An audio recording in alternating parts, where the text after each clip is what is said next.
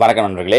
ஏற்கனவே TET paper 1 2019 நடந்த question பேப்பருக்கு முதல் 10 கேள்விகளுக்கான ஆன்சரை பார்த்துருக்கோம். இப்போ அதனுடைய தொடர்ச்சியாக அடுத்த 10 கேள்விகளுக்கு உண்டான ஆன்சரை தான் இந்த வீடியோவில் பார்க்க போகிறோம். இதில் 11வது கேள்வி பாருங்கள். ஏபிசி என்பன ஒரு பெருக்கு தொடர் வரிசையில் உள்ளன எனில் a - b by b - c என்பது இப்படின்னு கேட்டிருக்காங்க. இதில் இவங்க பெருக்கு தொடர் வரிசைன்னு சொல்கிறாங்க அப்படின்னா இந்த கொடுத்துருக்கிற 3 நம்பருக்கு நீங்கள் என்ன வேல்யூ எடுத்துக்கிறீங்க அப்படின்னா 1 2 4 ஏன்னா பெருக்கு தொடர் வரிசைனா ஒரே நம்பரால் பெருக்கி இருக்கணும். 1 2 2 4 அந்த மாதிரி எடுத்துக்கிறோம். இந்த வேல்யூவை கொண்டு வந்து இங்கே அப்ளை பண்ணி பார்க்குறோம்.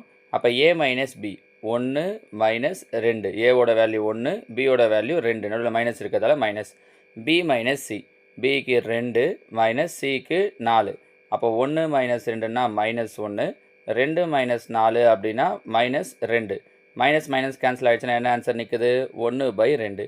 இதே மாதிரி கீழே இருக்கிற ஆப்ஷனில் அப்ளை பண்ணி பாருங்கள். எங்கே ஆன்சர் 1/2 நிற்குதோ அதான் ஆன்சர். b/a பிக்கு 2 ஏவுக்கு 1 அப்போ 2/1 கிடையாது. a/c ஏவுக்கு 1 சிக்கு 4 1/4 கிடையாது.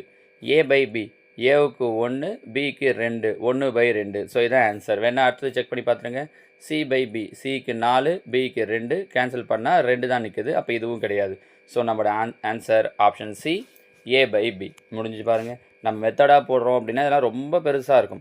பெருக்கு தொடர் வரிசைனா ஏபிசிக்கு 1 2 4 அப்படின்னு எடுத்துக்கிட்டிங்கன்னா முடிஞ்சிச்சு. ஏற்கனவே கூடுதல் வரிசைக்கு எப்படி எடுக்கணும் அப்படிங்கிறத நம்ம கூடுதல் வரிசைக்கான வீடியோ போடும்போதே உங்களுக்கு டீட்டெயிலாக சொல்லியிருக்கோம். சரியா?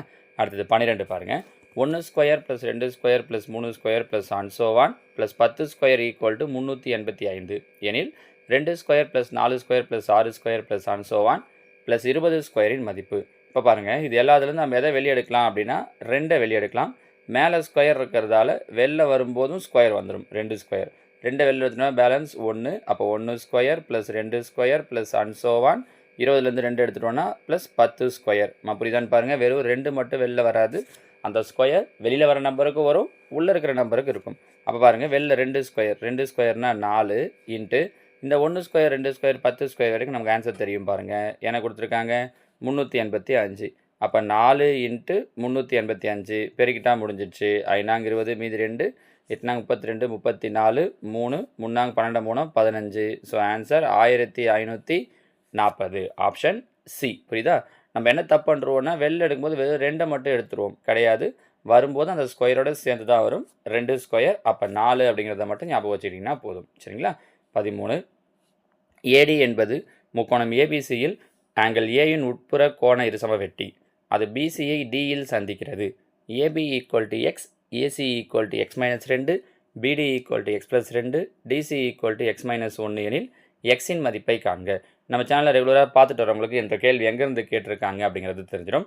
நம்ம போன வாரத்தில் பார்த்தீங்க அப்படின்னா 10th புக்கில் வரக்கூடிய தேற்றங்கள்லாம் தனித்தனியாக போட்டிருந்தோம். அதில் வரக்கூடிய கோண இருசம வெட்டி தேற்றம் ஆங்கிள் பைசெக்டார் தியரம் அப்படிங்கிற டாப்பிக்லேருந்து தான் இதை நமக்கு கேட்டிருக்காங்க. கோண இருசம வெட்டி தேற்றத்துக்கு என்ன சொல்லியிருப்போம் அப்படின்னு பார்த்தீங்கன்னா, முக்கோணத்தை போட்டு காட்டுறேன் பாருங்கள். இப்படி ஒரு முக்கோணம் இருக்குது அப்படின்னா ஏபிசி இப்படிங்கிறது முக்கோணம். இதில் ஏவோட உட்புற இருசம வெட்டி ஏவிலேருந்து ஒரு கோடு போடுறேன். அது பிசியை டியில் சந்திக்குது. இப்படி சந்திச்சதுன்னா ஒவ்வொரு பக்கமும் சொல்லியிருக்காங்க. ஏபி இங்கே எக்ஸ், ஏபியுடைய வேல்யூ எக்ஸு, ஏசி இந்த வேல்யூ x - 2, பிடி இந்த வேல்யூ x + 2, டிசி இந்த வேல்யூ x - 1.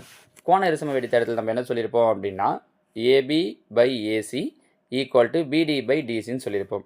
பாருங்கள், ஏபியுடைய வேல்யூ எக்ஸு பை ஏசியுடைய வேல்யூ x - 2. AB/AC = பிடிக்கு என்ன கொடுத்துருக்காங்க x + 2 பை டிசிக்கு x - 1. ஏன் இதெல்லாம் வருது அப்படிங்கிற இந்த ஃபார்முலா எப்படி வருதுங்கிறதெல்லாம் நம்ம அந்த கோண இருசம வெட்டி தேற்றத்துக்கான வீடியோ பார்த்தீங்க அப்படின்னா அதில் ரொம்ப கிளியராக சொல்லியிருப்போம். அதில் இன்னும் சில கொஸ்டினே மாடலுக்கு கொடுத்துருப்போம். இப்போ அவங்க என்ன கேட்குறாங்க அப்படின்னா எக்ஸோட வேல்யூ. ஜஸ்ட் இப்போ என்ன பண்ணால் போதும், ஒவ்வொரு ஆப்ஷனாக கொண்டு வந்து இங்கே புட் பண்ணால் போதும். 2 சைடும் எங்கே ஈக்குவலாக வருதோ அதுதான் எக்ஸோட வேல்யூ. நான் ஃபஸ்ட் ஆப்ஷன் எடுத்துக்கிறேன். 4 கொண்டு வந்து இங்கே அப்ளை பண்ணுங்கள்.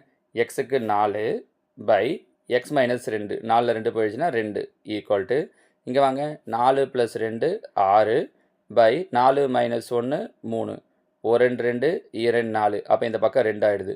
1 3 3 2 3 6 இந்த பக்கமும் 2 ஆகிடுது. அப்போ இங்கேயும் 2 இங்கேயும் 2 பக்கமும் சமமாக இருக்கிறதால 4 அப்படிங்கிறது ஆன்சர். ஒருவேளை 2 பக்கமும் சமமாக வரல அப்படின்னா என்ன பண்ணியிருப்பேன், அடுத்தடுத்த நம்பரை போட்டு பார்த்துருப்பேன். இங்கே சமமாக வந்துருச்சுன்றாலும் அது முடிஞ்சிருச்சு. So answer option A 4. அப்போ இதுக்கு என்ன தெரியணும், கோண இருசம வெட்டி தேற்றம் அப்படின்னா என்னங்கிறது தெரியணும். அது அந்த வீடியோவை பார்த்தீங்க அப்படின்னா உங்களுக்கு புரிஞ்சிடும். சரிங்களா? 14. ஒரு வேலையை செய்ய ஏவுக்கு பியை விட 6 நாட்கள் குறைவாக தேவைப்படுகிறது. இருவரும் சேர்ந்து அவ்வேலையை செய்தால் அதை 4 நாட்களில் முடிக்க இயலும் எனில் பி தனியாக வேலையை எத்தனை நாட்களில் முடிக்க இயலும்? அப்போ கீழே கொடுத்துருக்கிறது பியோட வேலை. ஏவுக்கு பியை விட 6 நாள் கம்மியாக தேவைப்படுது. இதையும் ஆப்ஷன் தான் பண்ண போகிறோம். இப்போ பாருங்கள், பிக்கு 12னா ஏவுக்கு அதை விட 6 நாள் கம்மி. அப்போ 12 6 போயிடுச்சுன்னா 6. அப்போ ஏவுக்கு 6 நாள் தேவைப்படும். ஸோ ஏ ஒரு வேலையை 6 நாளில் முடிக்கிறாரு, பி 12 நாளில் முடிக்கிறாரு. 2 பேரும் சேர்ந்து அந்த வேலையை செய்கிறாங்கன்னு நம்ம என்ன சொல்லியிருக்கோம், மேலே 2 நம்பரையும் கூட்டிக்கணும். இது ஏற்கனவே டைம் அண்ட் ஒர்க்குக்கு நம்ம நிறைய வீடியோ போட்டிருக்கோம். கரெக்டாக 12 6ஐயும் கூட்டினோன்னா 18 பை கீழே 2 நம்பரையும் பெருக்கணும். 12 பெருக்கல் 6 கேன்சல் பண்ண முடியுமான்னு பாருங்கள். 1 6 6 3 6 18 1 3 3 4 3 12. அப்போ 1/4 தலைகீழ் எழுதணுன்னா 4/1. ஸோ 2 பேரும் சேர்ந்து வேலையை எத்தனை நாளில் முடிப்பாங்க, 4 நாளில். அவங்களும் அதே தான் கொடுத்துருக்காங்க, 4 நாட்களில். அப்போ நம்ம எடுத்த ஆன்சர் கரெக்ட், ஆப்ஷன் ஏ 12.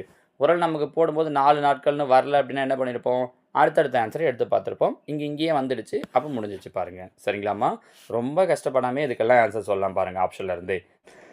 அடுத்து 15வது கேள்வி பாருங்கள். படத்தில் நான்கள் ஏபி மற்றும் சிடி என்பன பியில் வெட்டுகின்றன.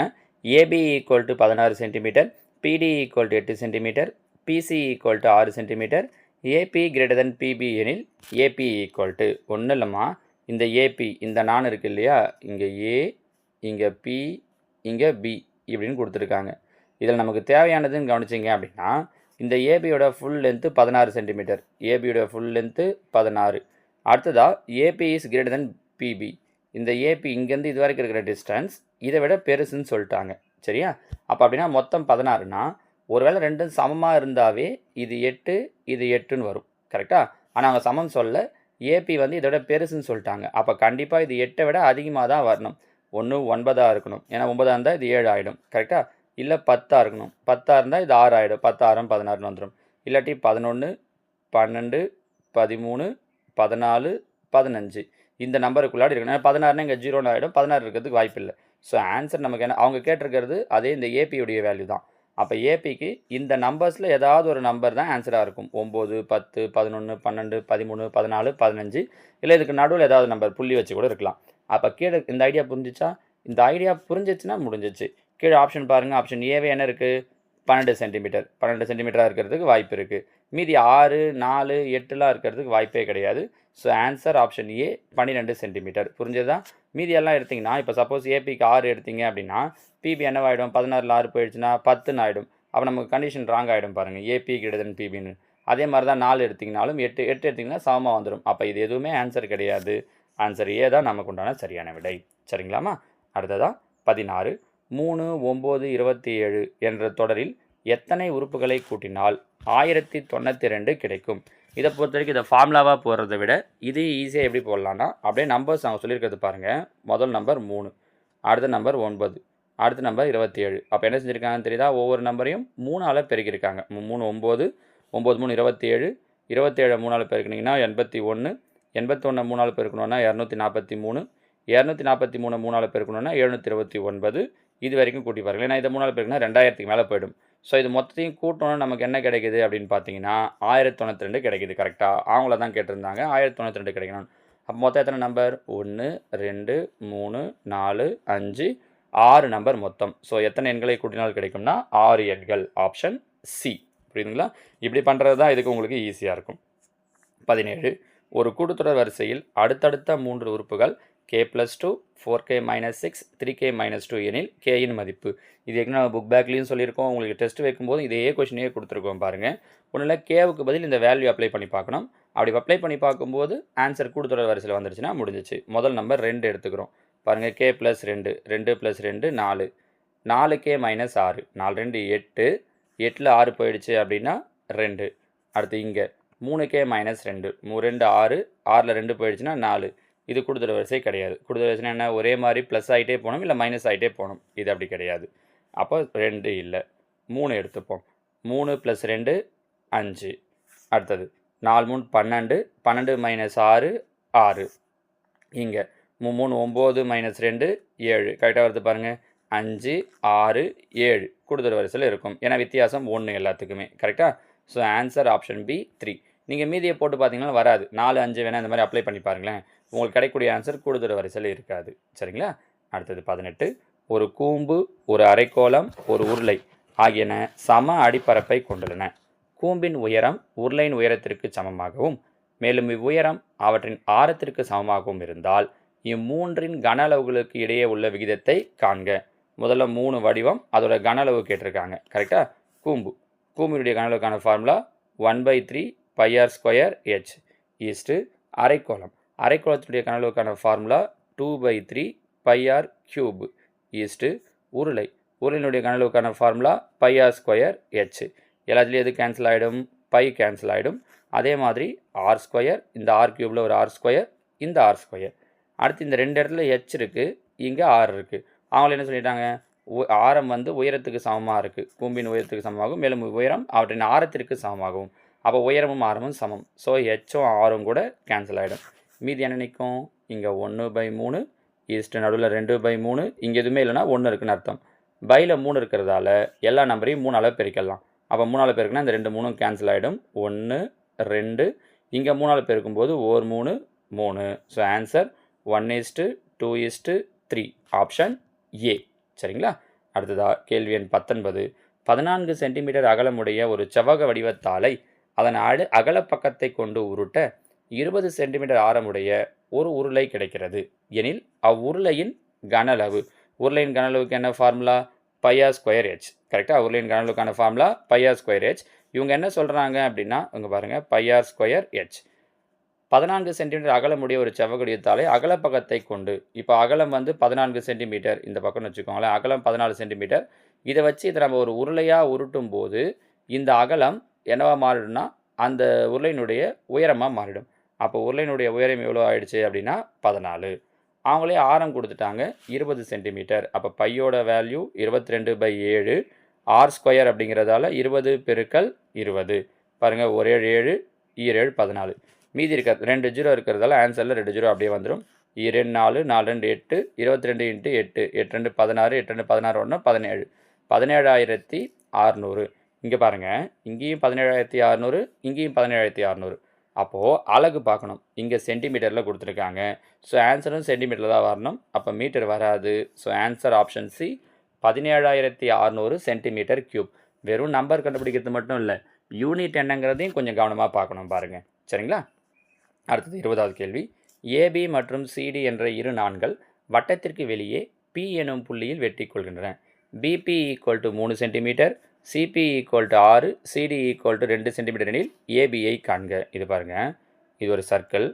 இப்படி 2 நான் ஏ பி, இங்கே சிடி, இது 2 வெட்டிக்கிற புள்ளி பி. அவங்க என்ன கொடுத்துருக்காங்கன்னா பிபி 3, பியிலிருந்து பிக்கு 3, சிபி 6, சியிலிருந்து பி இது வரைக்கும் மொத்தமாக 6, சிடி சியிலிருந்து டி இது 2. அப்படின்னா இது என்னவாயிடும்? 4 ஆகிடும். ஏன்னா மொத்தம் 6. அப்போ இது 2 போயிடுச்சுன்னா இது 4. அப்படின்னா ஏபி இந்த வேல்யூ என்ன அப்படின்னா அவங்க கொஸ்டின் கேட்குறாங்க. சரிங்களா? இப்படி 2 நான் வட்டத்துக்கு வெளியில் வெட்டிக்குது அப்படின்னா ஒரு ஃபார்முலா உண்டு. ஃபார்முலா என்னென்னா பிஏ × பிபி = பிசி × பிடி இப்படின்னு ஒரு ஃபார்முலா. அப்போ பிஏ அப்படின்னா இங்கேருந்து இது வரைக்கும் நமக்கு அது மொத்தமாகவே எடுத்துக்கலாம், தெரியாதுன்னு. எக்ஸ் × பிபிக்கு அவங்களே கொடுத்துட்டாங்க 3. அப்போ எக்ஸ் × 3 = பிசி, பியிலிருந்து சி வரைக்கும் இதோ சொன்னாங்க இல்லையா 6 × பிடி இங்கேருந்து இது வரைக்கும் இதுதானே கண்டுபிடிச்சிருக்கோம் 4. 1 3 3 2 3 6. அப்போ 4 2 என்ன கிடைக்குதுன்னா 8. ஆக்சுவலாக 8ங்கிறது இது வரைக்கும் ஃபுல்லாக வர்றது. கரெக்டாக? அவங்க என்ன கேட்டிருக்காங்கன்னா ஏபி இது மட்டும்தான் கேட்டிருக்காங்க. மொத்தமாக 8. அதில் இங்கே 3 போயிடுச்சுன்னா மீதி இது என்னவாக இருக்கும்? 5ஆக இருக்கும். கரெக்டாக? 8ல் 3 போயிடுச்சுன்னா 5. அப்போ ஏபியுடைய வேல்யூ ஆப்ஷன் டி 5 சென்டிமீட்டர். புரியுதுங்களாமா? ஸோ 2019 டெட் பேப்பர் 1ல் கேட்டதில் இதோட 20 கேள்விகள் முடிஞ்சிருக்கு. இன்னொரு 10 கேள்வி இருக்குது. அதை நான் உங்களுக்கு அடுத்த வீடியோவில் சொல்கிறேன். ஓகேவா? தேங்க்யூ.